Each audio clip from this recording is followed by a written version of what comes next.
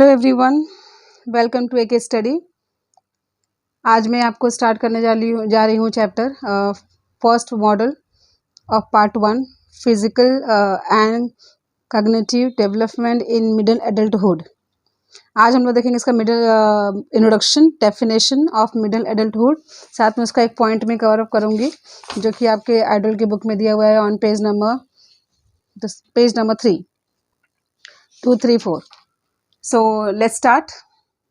So middle adulthood किसको बोलते हैं? जब कोई भी किसी भी पर्सन का एज क्रॉस होता है above 40 to 65, मतलब above 45 and below 65, that age which is called middle adulthood age. So एक पहला हम लोग बना सकते हैं middle adulthood is a period of 40 to 65 years of age. अब ये क्या होता है? It is an welcome changes observe in their bodies and their cognitive abilities. कि जब हम लोग 40 क्रॉस करते हैं तो बहुत सारे चेंजेस हमारे बॉडी में दिखाई देने लगती है, वो हम खुद भी पर्सनली फील करते हैं। बहुत से लोग स्ट्रेस में भी चले जाते हैं कि भाई हमको लगता है बुढ़ापा आ गया। सो बेसिकली चेंजेस में क्या होता है कि हमको आई प्रॉब्लम आने लगता है, आँखों से थोड़ा कम दिखने लगता है, बॉडी वेट कुछ लोग का बढ़ जाता है, कुछ लोग की एनर्जी कम हो जाती है, जैसे कि सीढ़ी वगैरह चढ़ते समय हांफने लगते हैं। तो ये सारे चेंजेस हमको फील होता है। There are the many health problems, knee pain, घुटने में दर्द हो जाता है। सो बहुत सारे ऐसे हम लोग को चेंजेस ऑब्जर्व होते हैं जिन्हें हमें चाहे या ना चाहे हमको उनको वेलकम करना ही पड़ता है between the age of 40 to 65 years. और ये इस टाइम ऐसा आता है कि जो हमारे बॉडीज़ और कॉग्निटिव एबिलिटीज़ है उसमें चेंजेस आते हैं। And manage adjustment and challenges. Definitely when person reach to the middle adulthood, they have to make certain adjustment. Adjustment means अगर suppose at this age mostly लोग को आई प्रॉब्लम आ जाता है, आँखों का प्रॉब्लम, तो उनको चश्मे लगवाने पड़ जाते हैं। लोगों को दांतों में पेन हो जाता है, दांत दर्द, कुछ लोगों को दांत निकालने पड़ जाते हैं, दांत लगवाने पड़ जाते हैं, dental problems. So we have to adjust, we can not run from this, हम भाग नहीं सकते उससे। We have to adjust and we have to face the problem. The person who are at the age of 40 to 65, which is middle adulthood, and they have to manage the adjustment and challenges. So मैं आप लोग को बता दूँ everyone कि ये जो points है, ये आपके introduction में मैंने points बनाए हैं। ये theory एक paragraph part में दिया हुआ है और जिसका मैंने पॉइंट्स बनाया है ताकि with the points you can remember the introduction. इस पॉइंट्स को लेके आप इंट्रोडक्शन मीनिंग प्रिपेयर कर सकते हो और पढ़ सकते हो। Now next is what that is bring good changes as well as bad changes. So भाई ये गुड चेंजेस बैड चेंजेस क्या होता है? Good changes means what? Sometimes if you reach at the age of middle adulthood the capacity of brain which is increased, and sometimes physical health problem which is increased. So capacity of brain which is increased by experience, के लोग ज़्यादा time तक काम करते हैं तो उनको अच्छा एक्सपीरियंस हो जाता है, कमांड हो जाता है अपने काम में, अपने चीज़ों में, तो वो हमारा गुड चेंज हो गया, मतलब अच्छा चेंज लेके आया।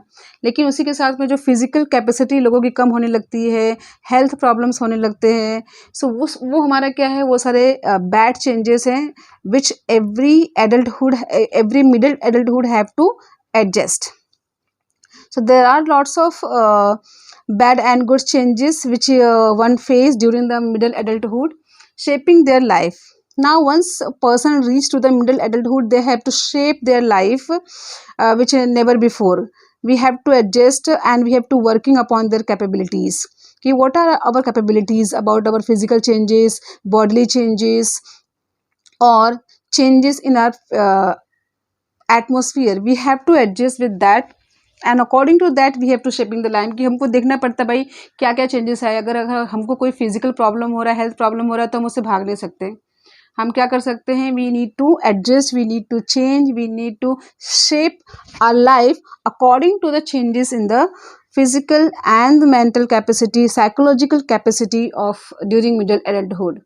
सो यहाँ पे डेफिनेटली बहुत सारे साइकोलॉजिकल आते हैं चैलेंजेस, जैसे कि अभी लेडीज़ का अगर हम लोग बात करें, वीमेंस का, सो जैसे ही after 40-45 most of the womens face the problem of increasing weight, knee problems, acidity problems, then back pain problems. So these all are the problem have faced, I think, almost 90% of women's after the age of 40. And according to that, we have to shape our life. Next is what? Working up on their capabilities. Definitely we have to working on the capabilities कि what are the capabilities and where we are lacking, कहाँ पे हम कम पड़ जा रहे हैं, उसको हमको adjust करना पड़ता है. Definitely whenever our age is growing, हमारा age बढ़ रहा है, हमको adjust करना ही पड़ता है उस changes के साथ में. हेल्थ प्रॉब्लम, डेफिनेटली मैंने अभी बताया था कि after the age of 40-45 to 65 there are the various health problem which was faced by the middle adulthood person. Health problem means क्या क्या हो सकता है? क्या health problem? Diabetes, that diabetes हो सकता है, then blood pressure problem, knee pain problem, then back pain problem, problem that thyroid problem, one will also get thyroid problem, problem of reducing strength, gaining weight, visible and non-visible things, problem of eye problem, hearing problem. There are so many problems which was faced by the person during middle adulthood. And so how we can solve that? Definitely life is a phase which is going on. Everyone have to reach certain phase, everyone have to reach middle adulthood phase. How we can overcome? So we can overcome from it is very important, a proper regular exercise. Proper हमको exercise करना है. We have to maintain certain diet. We have to working towards the professional success. अगर आपने proper diet रखा है, exercise किया है, you have to give the priority to yourself. अपने आप को important देना है, अपने आप से प्यार करना है हमको. We have to love ourselves.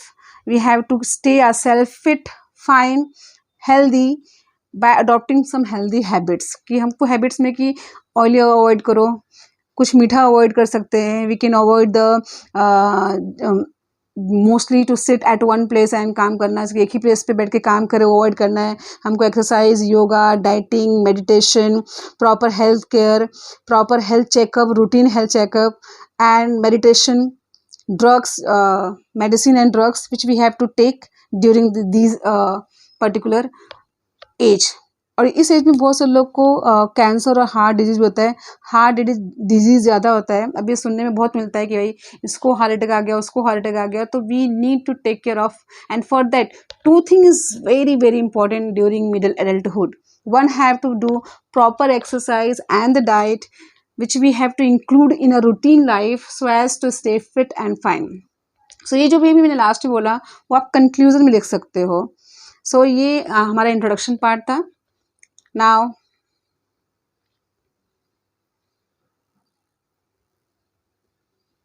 हाँ, this is a definition. Definition में भी मैं वही सारे पॉइंट आपको मिल जाएगा.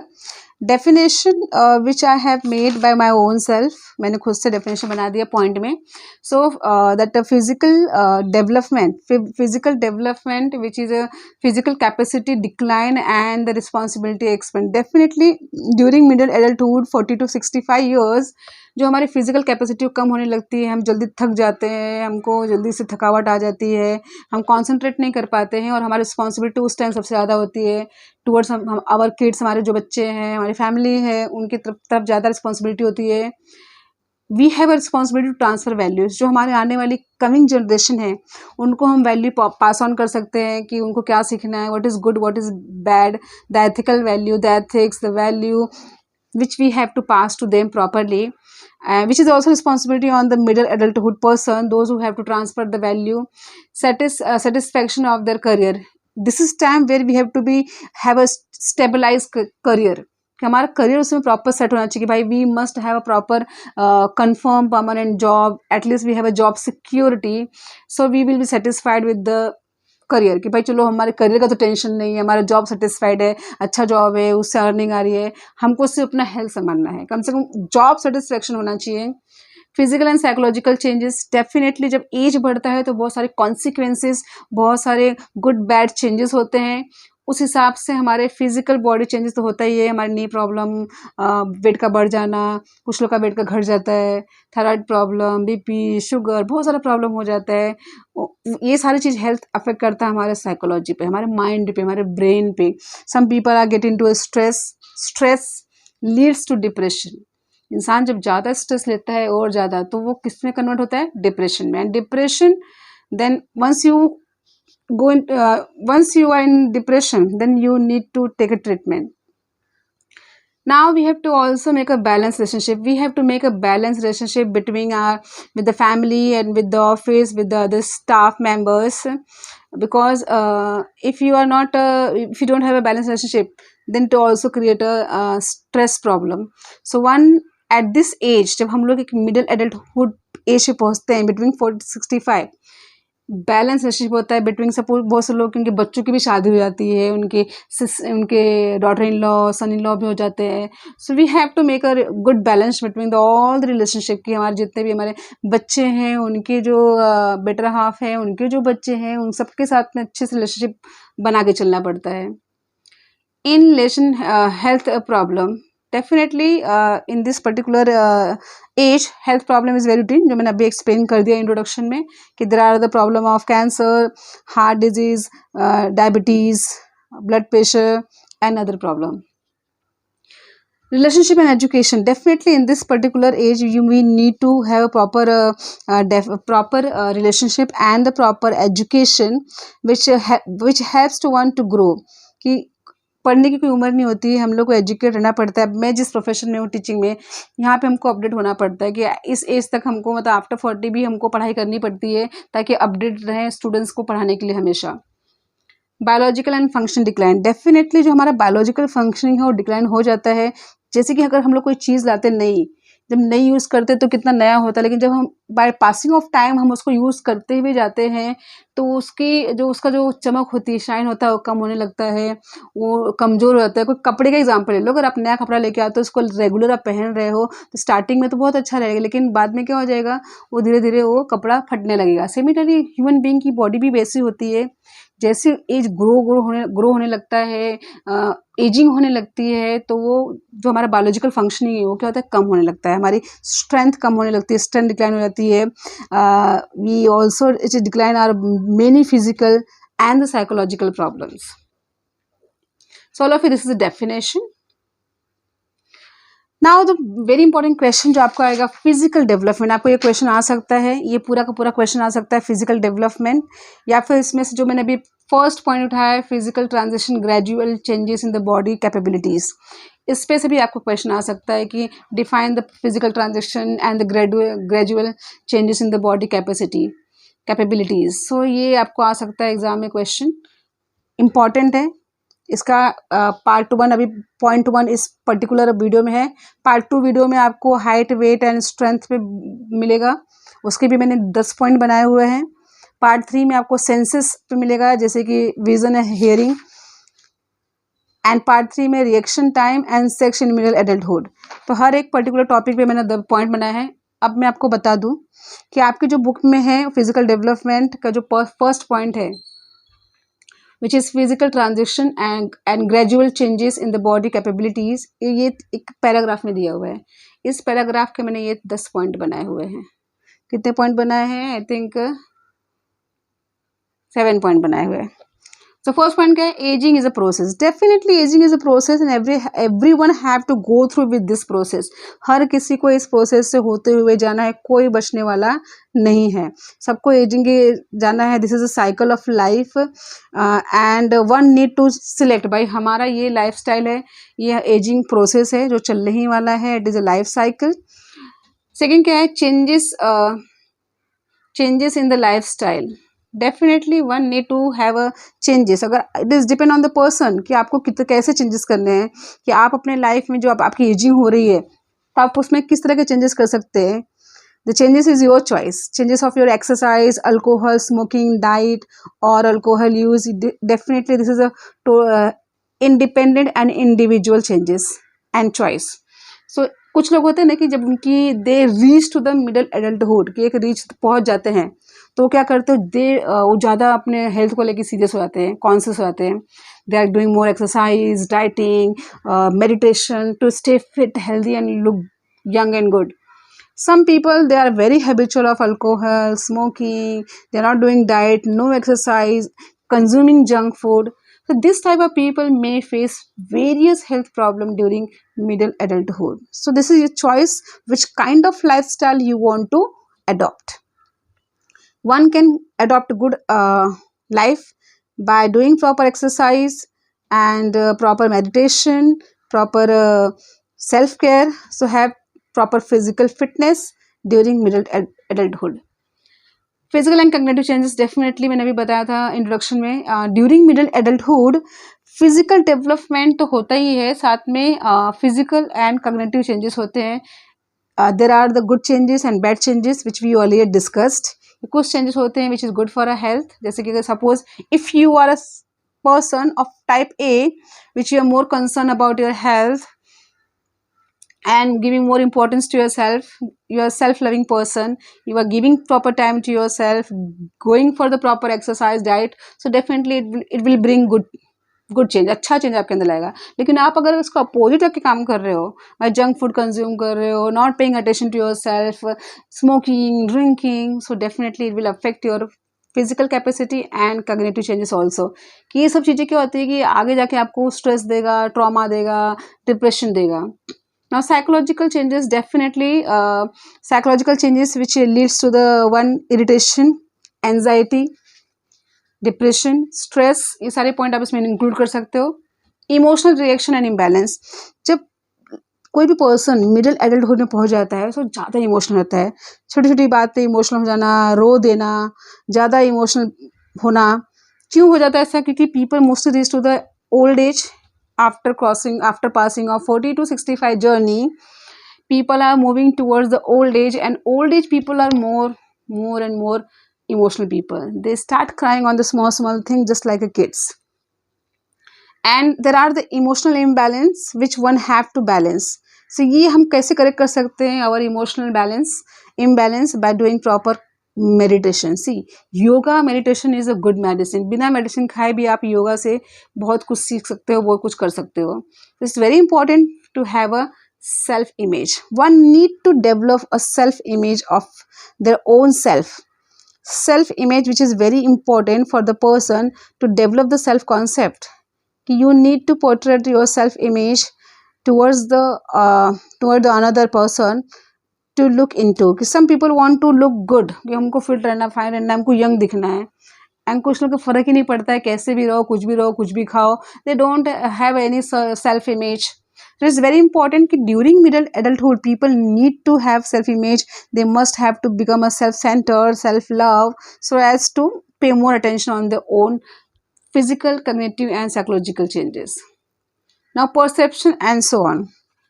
Definitely when you are at a adolescent, young age में हो, till then once you reach to the middle adulthood, अगर आप एक मिडिल एडल्ट 40 and 65 के बीच में पहुंचते हो, तो आपके जो परसेप्शन नज़रिया हो जाता है लोगों को देखने का, दुनिया को देखने का, वो क्या होता है, चेंज हो जाता है.